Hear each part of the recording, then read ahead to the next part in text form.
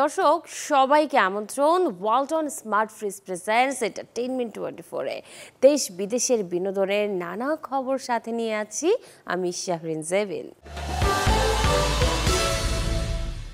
শিশু হত্যা মামলায় মধ্যরাতে আটক করা হয়েছে নাট্য নির্মাতা রাফাত মজুমদার রিঙ্কুকে।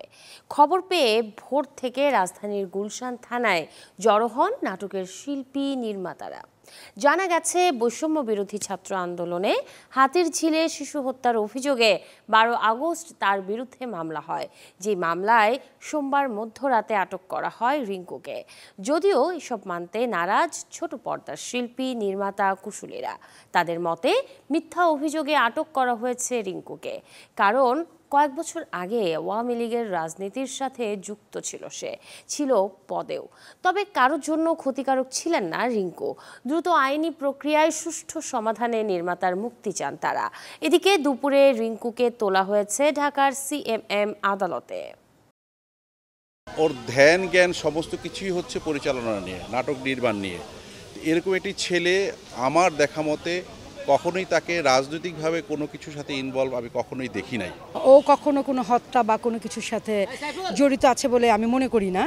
তারপরেও তো আইনের কাছে আমরা অবশ্যই শ্রদ্ধাশীল এবং চাচ্ছি যে সুন্দর করে ওর মুক্তিটা হোক। যে মানুষটা বলতেছে যে আসলে আমি পজিটিভ, সে কোনো সময় এরকম হত্যা মামলা, এরকম ধরেন মানে যেরকম ষড়যন্ত্রমূলক মামলা ছাড়া আসলে এটা কিছু না। আমার বিশ্বাস যেহেতু একটা মামলা হয়ে গেছে, তা আমার বিশ্বাস কোর্টে সে নির্দোষ প্রমাণিত হবে। আমাদের এই ইন্ডাস্ট্রিতে দেখা যায় রিঙ্কু সকলের বিপদে পাশে ছিল, যে যার বিপদ হোক, সেটা দিন হোক রাত হোক, রিঙ্কু সবার আগে দৌড়ায় আসতো। তার জন্য আজকে আমাদের এখানে আসা। রিঙ্কু রাজনীতি করতো, এটা আমরা আজকে থানায় এসে শুনলাম। অর্থাৎ রিঙ্কু যে পলিটিক্সের সাথে জড়িত এটা আমরা জানতামই না। যে যেখানে বিপদে পড়ছে সে সেখানে আগে গেছে। কেন রিঙ্কুকে ধরে আনা হলো আমরা এখনো ক্লিয়ার না। আমরা চেষ্টা করে যাচ্ছি। আমার কথা হচ্ছে মামলা চলতে থাকুক, ওকে জামিনটা যেন দ্রুত দেয়। কোনো কোনো সিনেমা নির্মাণের পেছনের গল্প ছবির গল্পকেও ছাড়িয়ে যায়, যেমনটা হয়েছে পরিচালক সুমন ধরের বেলায়। সত্য ঘটনা নিয়ে আমি ইয়াসমিন বলছি নামের একটি চলচ্চিত্র নির্মাণের উদ্যোগ নেন তিনি, কিন্তু সেখানে বাধা হয়ে দাঁড়ায় সাবেক ডিবি প্রধান হারুন এবং বিচারপতি মানিক। কি হয়েছিল আর কী বা বলেছিল তারা, সেই গল্পই শুনবো পরিচালকের কাছে। গেল বছরের কথা, দিনাজপুরে দলবদ্ধ ধর্ষণের শিকার ইয়াসমিনের জীবন নিয়ে চলচ্চিত্র নির্মাণের উদ্যোগ নেন পরিচালক সুমন ধর। আমি ইয়াসমিন বলছি নামের যে ছবিতে নাম ভূমিকায় বিদ্যাসিনা মিমকে করেন চুক্তিবদ্ধ। সব যখন চূড়ান্ত, তখন শুটিং শুরুর আগে এই গল্পে সিনেমা নির্মাণ করা যাবে না বলে নির্মাতাকে জানান সাবেক ডিবির প্রধান হারুন। এ নিয়ে এতদিন চুপ থাকলেও অবশেষে মুখ খুলেছেন সুমন।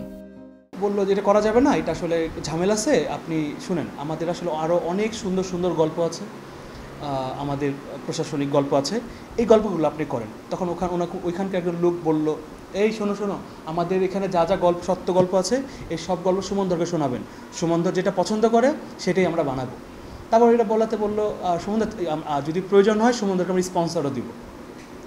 আমি এই কথাটা শুনে আমার তো উনি একটা কথা বলতেছে, আমার ভিতরে যে স্বপ্নের সিঁড়িগুলো উপর দিকে উঠছিল ওইটা আস্তে আস্তে পড়ে যাচ্ছে। ফোন করে বিদ্যাকেও বললেন যে মিম শোনো, ওই যে তোমার পরিচালক আমার সামনে বসে আছে, এই ছবিটার হবে না বুঝছো, সুমন ও অন্য কোনো যদি ছবি হয় গল্প শোনাবো না, সেরকম একটা ছবি হলে তুমি সেটা কইরো, সমস্যা নেই। এই তো কথা শেষ হয়ে গেল। তারপর যখন কথা শেষ হয়ে গেল তখন আমি জাহিদ ভাইয়ের সাথে নামতে শুরু করলাম। জাহিদ ভাই আমাকে বলল যে আমি তো এখানে আসছিলাম মিটিংয়ে, তখন বলা হচ্ছিল যে তোমাকে তুলে নিয়ে আসবে। তো আমি আসলে তাকে নিষেধ করছি যে আমার ডিসি পরিচালক সমিতির সুনামধন্য পরিচালক ছোট ভাই আমাদের, আমি ওকে নিয়ে আসি। তো আমি আসলে এরকম কোনো তো অন্যায় করি নাই যে আমার আসলে এরকম একটা ঘটনার চরিত্র হইতে হবে। শুধু ডিবি প্রধান নয়, সাবেক বিচারপতি মানিকও সিনেমাটি নিয়ে নাক গলান। পরিচালক জানান 2017 সাল থেকে আমি ইয়াসমিন বলছি ছবির গল্প গুছিয়েছেন তিনি। হঠাৎ তার কাজটি আটকে দেয় আর্থিকভাবে তো বটেই, মানসিকভাবেও হয়েছেন ক্ষতিগ্রস্ত। এরকম সময় একটা আমাদের বিচারপতি উনিও অনেক কিছু জানেন, সেগুলো আমাদেরকে বললেন এবং সাথে সেটাও বললেন যে ওনার এই জানা জিনিসগুলো আমাদের চিত্রনাট্যে তার কিছু অংশ আমাদের কাজে লেগেছে, কিন্তু মুখ্য বিষয় ছিল তার চরিত্রায়নটা যেন আমাদের আসলে গল্পের মধ্যে থাকে, এরকম একটা বার্তা উনি আমাদেরকে দিয়েছিলেন। এতটা বছরে প্রযোজকের তো টাকা খরচ হয়েছেই, আমারও প্রচুর টাকা খরচ হয়েছে এবং সেই টাকাটা, কারণ আমার তো আসলে আনসোর্স নাই, আমি তো আমার নির্মাণটাই হচ্ছে আমার কাজ করার মাধ্যম। আমি তখন এই সিনেমাটা হাতে নেওয়ার আগে আমি নাটক বানাতাম, আমি আসলে বিজ্ঞাপন বানাতাম, বিজ্ঞাপন অল্প বানাতাম, নাটকটাই বেশি করতাম। আমি সিনেমাটার জন্য সব ছেড়ে দিছি। তবে আসার কথা বন্ধ হয়ে যাওয়া ছবিটির কাজ শুরু হচ্ছে। প্রি প্রোডাকশনের পাশাপাশি শিল্পীদের শিডিউল নিয়ে শিগগিরই শুটিংয়ে নামবেন বলে জানান পরিচালক Suman Dhar. Mazharul Islam Tamim, channel 24, Dhaka. FIFA world কাপের ফেসবুক পেজে ব্রাজিলিয়ান ফুটবলার রোনালদোর একটি রিলস করা হয়েছে, যে রিলসে জুড়ে দেওয়া হয়েছে বাংলাদেশের শিল্পী রাফার জনপ্রিয় গান আমি আকাশ পাঠাবো। ফিফা ওয়ার্ল্ড কাপের পেজ থেকে রিলটি শেয়ার করে অ্যাভয়েড রাফা ব্যান্ড লিখেছে, আমাদের গান ফিফার চ্যানেলে। বাংলাদেশি ব্যান্ডের জন্য এটি গর্বের মুহূর্ত, এটি বাংলাদেশের জন্য। তবে রিলসটি পাবলিক নয়, কাস্টম হিসেবে পোস্ট করেছে ফেসবুক পেজটি। এর মানে বাংলাদেশ সহ নির্দিষ্ট ভৌগোলিক এলাকা থেকে এটি দেখা যাবে। এর আগে চিরকুট ব্যান্ডের জাদুর শহর গানটিও পোস্ট করেছিল ফিফা ওয়ার্ল্ড কাপ। জীবন মৃত্যুর সন্ধিক্ষণে ভারতের প্রবীণ অভিনেতা মনোজ মিত্র, চিকিৎসকরা বলছেন আশা নেই তার। এরই মধ্যে গতকাল খবর রটে মৃত্যু হয়েছে বাংলা থিয়েটার ও চলচ্চিত্র জগতের কিংবদন্তি এই শিল্পীর। পরে জানা যায় অভিনেতার মৃত্যুর খবরটি ছিল গুজব। দীর্ঘদিন ধরেই বার্ধক্যজনিত রোগে ভুগছেন বর্ষিয়ান অভিনেতা মনোজ। রবিবার তার শারীরিক অবস্থার অবনতি হলে বিকেলে তড়িঘড়ি করে ভর্তি করা হয় কলকাতার একটি বেসরকারি হাসপাতালে। পরদিন অভিনেতার শারীরিক অবস্থার অবনতি হতে থাকে। চিকিৎসকেরাও কোনো আশা দেখাতে পারছেন না। পারিবারিক সূত্রের খবর, হৃদরোগের সমস্যার পাশাপাশি ব্লাড প্রেশারও অনিয়ন্ত্রিত রয়েছে তার। রক্তে ক্রিয়েটিনিন বেড়ে গিয়েছে অনেকটাই, পটাশিয়াম সোডিয়ামও ওঠানামা করছে। সব মিলিয়ে অবস্থা বেশ সংকটজনক। 16 বছর পর একসাথে বড় পর্দায় আসছেন পশ্চিমবঙ্গের দুই বড় তারকা মিঠুন চক্রবর্তী ও দেবশ্রী রায়। তাদের দেখা যাবে শাস্ত্রী ছবিতে। প্রযোজনা সংস্থার দাবি, এবারের দুর্গাপূজার সবচেয়ে তারকাবহুল সিনেমা হবে শাস্ত্রী। মিঠুন চক্রবর্তী, দেবশ্রী রায়, রজতাভ দত্ত, শাশ্বত চট্টোপাধ্যায়, সোহম চক্রবর্তী, অনির্বাণ চক্রবর্তী, কৌশিক সেন। পশ্চিমবঙ্গের এমন এক ঝাঁক তারকার ছবি শাস্ত্রী।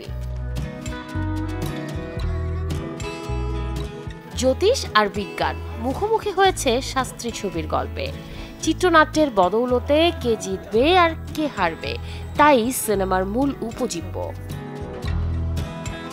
দেবারতী মুখোপাধ্যায়ের ছোট গল্প অবলম্বনে শাস্ত্রী নির্মাণ করেছেন পরিচালক পথিকৃত বসু।